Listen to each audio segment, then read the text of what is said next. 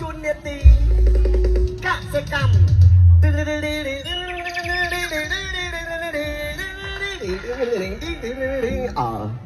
អចុះថ្មដែរទៅហើយបាត់អសាវរីយ៍កូនឪទៅណាបាត់ហើយឯដាអសាវរីយ៍អើយបាត់ឪមកប៉ុណ្ណេះទៅហើយសលេងដូចស្រួយមែនអូណាហ៎សលេងដូចស្រួយមែនសលេងឪអានេះសាវរីយ៍អើយពុកដូចជាចុកឆ្អឹងចុកឆ្អែងណាកូន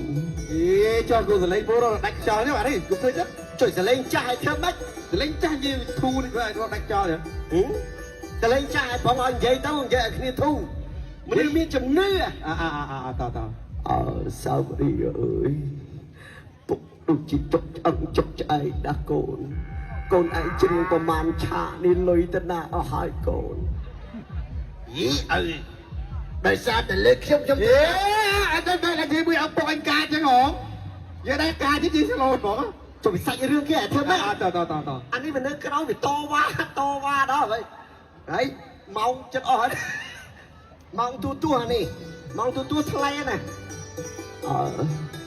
ពុកក៏មិនថាអីដែរឲ្យតកូនបានសុខនឹងពុកសប្បាយចិត្តណាស់ទៅហើយឯណាម៉ែវាអើយយីប៉ែចៃពុកវា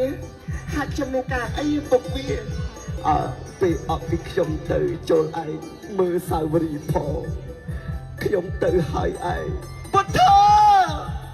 ពុកវាសាវរីយ៍កូនពុកឯងទៅចោលយើងហើយសាវរីយ៍ម៉ែពុកផុតទៅហើយមិនពុកផុតបាត់ហើយមិនដឹងអីអូនេះជាអញសាច់រឿងអានេះជាអញប្រឡប់ជាអញមួយថ្ងៃហ្នឹងចឹងសាច់រឿងចឹងឯងយកតទៀតកូនអើយម៉ែគ្មានរំពឹងអីទេកាលពីពុកឯងនៅរស់ពុកឯងបានសល់បណ្ដាំចុងក្រោយទុកឲ្យកូនឯងបណ្ដាំនោះគាត់បានសរសេរថាចូលឯងមើលថែរក្សាអាសនៈម៉ែចេញលេងឪមែន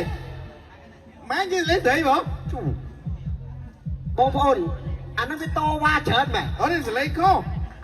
វិញនីតិកសិកម្មហើយបកៃតែមិនដាក់លេងនីតិកសិកម្មមកយល់ទេសាវរីនីតិកសិកម្មនេះបណ្ដាំចុងក្រោយដែលឪពុកឯងបានសរសេរថាចូលឯងមើលថែលោកអឿនសំអូនឲ្យបានល្អសាវរីអូអាចលេវ